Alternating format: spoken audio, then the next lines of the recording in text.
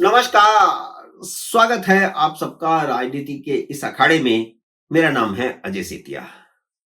मित्रों, खबर आ रही है कि राहुल गांधी ने कांग्रेस की बंद बैठक में अपनी गलती स्वीकार कर ली है। लेकिन कौन सी गलती स्वीकार की है? राहुल गांधी की कोई एक गलती हो तो बात करें। वैसे कांग्रेस की मौजूदा दशा के लिए राहुल गांधी कम जिम्मेदार हैं, बल्कि नहीं जिम्मेदार।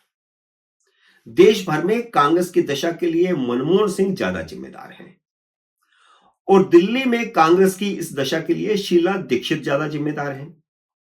लेकिन ये दोनों तो कठपुतलियां थे। असल में जिम्मेदार सोनिया गांधी हैं। मनमोहन सिंह अपने मंत्रियों का भ्रष्टाचार नहीं रोक सके और शीला दीक्षित कॉमनवेल्थ गेम्स का भ्रष्टाचार नहीं रोक पाई, क्योंकि सुरेश कलमाडी के सिर पर सोनिया गांधी का हाथ था और मनमोहन सरकार के मंत्रियों के सिर पर भी सोनिया गांधी का हाथ था।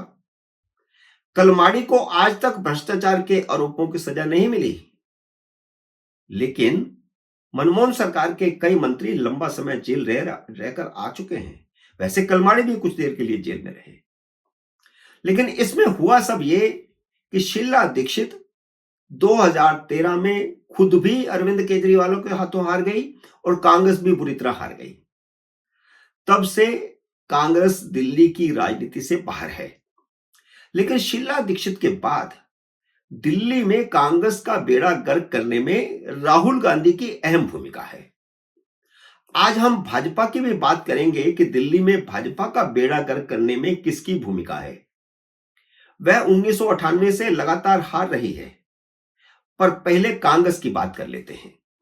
2010 में कॉमनवेल्थ घोटाला हुआ। 2013 में कांग्रेस भ्रष्टाचार के आरोप में चुनाव हार गई। वह 70 में से सिर्फ 8 सीटें जीत पाई, जबकि उससे पहले कांग्रेस की 43 सीटें थी। अरविंद केजरीवाल ने शीला दीक्षित के खिलाफ भ्रष्टाचार के सबूत होने का दावा किया था और जनता में लहरा लहरा करके कागज दिखाए थे कि ये रहे मेरे पास सबूत। उनकी आम आदमी पार्टी ने पहली बार चुनाव लड़ा था। केजरीवाल खुद शीला दीक्षित के सामने खड़े हो गए थे। शीला दीक्षित के खिलाफ उनकी एग्रेसिव प्रचार शैली के चलते आम आदमी पार्टी को 28 सीटों पर जीत हासिल हुई और शीला दीक्षित को हरा करके केजरीवाल भी जीत गए। भारतीय जनता पार्टी, जो 15 साल से सत्ता से बाहर थी, उसे सबसे ज्यादा सीटें मिली, लेकिन बहुमत नहीं मिला। उसे 31 सीटों पर जीत हासिल हुई। एक सीट पर उसका सहयोगी अकाली दल भी जीता था।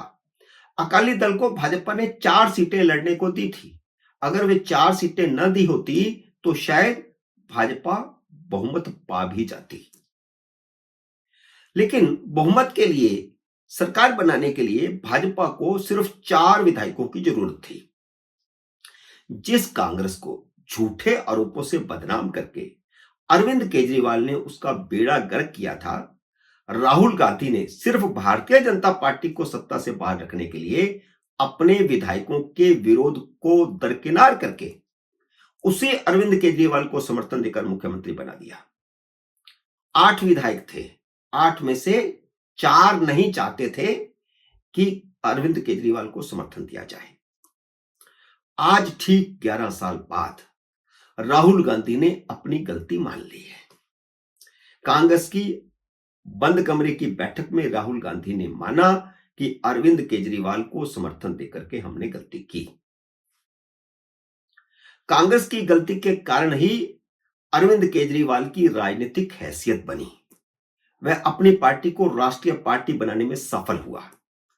अगर कांग्रेस उस समय अरविंद केजरीवाल को समर्थन न देती तो ज्यादा से ज्यादा मध्यावधि चुनाव होते, और वह समर्थन देने के बाद भी हुए ही, क्योंकि अरविंद केजरीवाल ने 4-5 रेवड़ियां बांटकर 40 दिन बाद ही इस्तीफा दे दिया था। अरविंदर सिंह लवली उस समय प्रदेश कांग्रेस के अध्यक्ष थे और 8 विधायकों में से एक विधायक भी थे। अजय माकन और लवली ने राहुल गांधी को बहुत समझाया था, लेकिन राहुल गांधी भाजपा विरोध में इतने अंधे हो गए थे कि उन्होंने किसी की नहीं सुनी। अब केजरीवाल ने इस्तीफा दिया था, तब भी 40 दिन बाद जब अरविंद केजरीवाल ने मुख्यमंत्री पद से इस्तीफा दे दिया, तब भी अरविंदर सिंह लवली जैसे कांग्रेसी विधायकों के पास मौका था कि वे भाजपा को समर्थन देकर के सरकार बनवा देते, क्योंकि 4 विधायक केजरीवाल को समर्थन देने के खिलाफ थे। अगर ऐसा होता तो केजरीवाल नामक राहु दिल्ली की कुंडली में बैठता ही नहीं, और आज ये कांग्रेस को कहने का मौका नहीं मिलता कि वह केजरीवाल नहीं, फर्जीवाल है। 2015 में जब कांग्रेस का पूरी तरह बेड़ा गर्क हो गया, तो अरविंदर सिंह लवली ने 2017 में भाजपा ज्वाइन कर ली। अगर यही काम वह 2013 में कर देते, 2014 में 40 दिन बाद जब इस्तीफा दिया था केजरीवाल ने, तब कर देते तो क्या होता। लेकिन 2017 में भाजपा में आकर 1 साल बाद वह फिर वापस चले गए। लेकिन 2024 के लोकसभा चुनाव में फिर उनको एहसास हुआ कि उन्होंने गलती की, क्योंकि राहुल गांधी फिर केजरीवाल के साथ चुनाव गठबंधन करने को तैयार हो गए, तो लवली प्रदेश कांग्रेस के अध्यक्ष पद को लात मार करके भाजपा में आ गए। अब वह भाजपा में हैं। लेकिन मेरा कहना यह है कि अगर यही फैसला उन्होंने 2014 के शुरू में कर लिया होता, तो केजरीवाल नामक राहु दिल्ली पर नहीं बैठता। उसी केजरीवाल को अब राहुल गांधी ने अजय माकन से फर्जीवाल और राष्ट्र विरोधी तक कहलवाया है। राहुल गांधी में इतना नैतिक साहस भी नहीं बचा है कि वे खुद मीडिया के सामने आकर के अपनी गलती कबूल करते और देश के सामने स्वीकार करते कि यह उनकी गलती है। उन्होंने उन्हीं अजय माकन को आगे किया जो 2013 में भी विरोध कर रहे थे और 2024 में भी विरोध कर रहे थे। हालांकि अजय माकन ने केजरीवाल के राष्ट्र विरोध के जो 3 मुद्दे गिनाए हैं, वह केजरीवाल नहीं बल्कि कांग्रेस को राष्ट्रद्रोही साबित करते हैं। राष्ट्र उसको देख रहा है, दिल्ली की जनता भी उसको देख रही है, क्योंकि वे तीनों ही मुद्दे संविधान, राष्ट्रीय एकता से जुड़े हुए हैं। ये तीनों मुद्दे हैं यूनिफॉर्म सिविल कोड, जिस पर सैद्धांतिक समर्थन करते रहते हैं केजरीवाल, और अनुच्छेद 370, जब संसद में यह प्रस्ताव रखा गया था तो उन्होंने समर्थन किया था, और नागरिकता संशोधन कानून पर केजरीवाल का मोदी सरकार को समर्थन था। ये 3 मुद्दे कांग्रेस कह रही है कि राष्ट्रद्रोह के हैं। तो दिल्ली की जनता राष्ट्रद्रोह पर कांग्रेस की परिभाषा को भी देख रही है। हालांकि अरविंद केजरीवाल दोगली रणनीति चल रहे थे। एक तरफ नागरिकता संशोधन कानून का समर्थन कर रहे थे, दूसरी तरफ शाहीन बाग के धरने का भी समर्थन कर रहे थे। लेकिन बड़ी बात यह है कि कांग्रेस ने अपनी गलती मान ली है कि केजरीवाल उसी की देन है। अब भाजपा की बात कर लेते हैं। 1993 से 1998 तक दिल्ली में भाजपा की सरकार थी। मदन लाल खुराना बहुत ही लोकप्रिय नेता उस समय मुख्यमंत्री थे। 1991 की बात है, करोड़ों रुपए का जैन हवाला कांड हुआ था। 1996 में रहस्य खुला कि हवाला का कारोबार करने वाले जैन ब्रदर्स ने सभी राजनीतिक दलों के नेताओं को पैसा दिया था।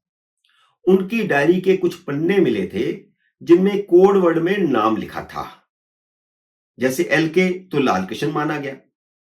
इसी तरह बाकी लोगों का भी नाम इसी तरह ही था कोड वर्ड में। भाजपा के लाल कृष्ण अडवाणी के साथ मदन लाल खुराना का नाम भी डायरी में आया था। जैन हवाला डायरी में कांग्रेस के माधवराज सिंधिया, विद्याचरण शुक्ल, बलराम जाखड़, जनता दल के शरद यादव और देवीलाल तक का नाम भी था। एक एक करके सभी बरी हो चुके हैं। 34 साल बाद इसी सितंबर महीने में 3 महीने पहले जैन हवाला केस के मुख्य आरोपी को भी सबूतों के अभाव में पटियाला हाउस की कोर्ट ने बरी कर दिया है। लाल कृष्ण अडवाणी ने क्योंकि लोकसभा से इस्तीफा दे दिया था और यह भी कह दिया था कि बरी होने तक वह संसद में नहीं आएंगे, न राज्यसभा में न लोकसभा में, इसलिए दबाव बना पार्टी के भीतर से मदनलाल खुराना पर और उनको इस्तीफा देना पड़ा। और उसके बाद लगातार पार्टी के भीतर एक खेमा यह कोशिश करता रहा कि मदनलाल खुराना की वापसी नहीं होनी चाहिए और उनको लीडरशिप दे रहे थे अरुण जेटली। अरुण जेटली नहीं चाहते थे कि दिल्ली की राजनीति में खुराना की वापसी हो। पहले उनकी जगह साहब सिंह वर्मा को मुख्यमंत्री बनाया गया और बाद में उन्हें भी हटा करके सुषमा स्वराज को बना दिया गया। 1998 में जब भाजपा हारी तब सुषमा स्वराज ही मुख्यमंत्री थी। अगर मदनलाल खुराना को मुख्यमंत्री बना दिया होता तो कांग्रेस की यह दशा होती ही नहीं। इसलिए भाजपा भी आपसी गुटबाजी में इस स्थिति में पहुंची है, लेकिन भाजपा के पास अभी भी ऐसा कोई नेता नहीं है जिसे वे मुख्यमंत्री के तौर पर प्रोजेक्ट कर सके। मित्रों, उम्मीद है मेरा ये वीडियो आपको पसंद आया होगा। इसे लाइक और शेयर कीजिए। अगर आपने मेरे YouTube चैनल को अब तक सब्सक्राइब नहीं किया तो कृपया सब्सक्राइब करके अपना आशीर्वाद दीजिए। जल्दी मिलते हैं अगले वीडियो में किसी अन्य विषय के साथ। तब तक नमस्कार।